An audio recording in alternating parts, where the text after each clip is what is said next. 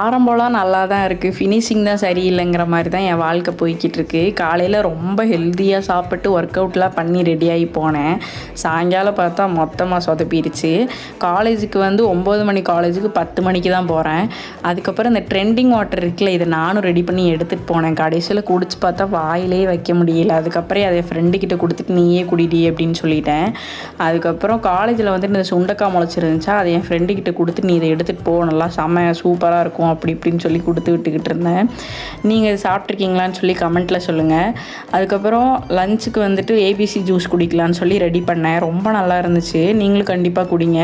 நான் வீக்லி ஒரு 3 days குடிக்கலான்னு இருக்கேன். பார்க்கலாம் கிடைக்குதான்னு சொல்லிட்டு. அண்ட் ஈவினிங் வந்துட்டு சொன்ன மாதிரி பேக்கரி போயிட்டு மேட்ச் பார்த்துட்டு இருந்தேன். சிஎஸ்கே ஃபேனாக இருந்தால் கீழே கமெண்ட் பண்ணிட்டு போங்க. Yellow colour heart. நானும் இந்த வீடியோ உங்களுக்கு பிடிச்சிருக்குன்னு நினைக்கிறேன். பிடிச்சிருந்தா ஃபாலோ பண்ணிவிட்டு சப்ஸ்கிரைப் பண்ணிக்கோங்க. அண்ட் இனிமேல் வந்துட்டு ரெகுலராக வீடியோ வரும். தேங்க்யூ.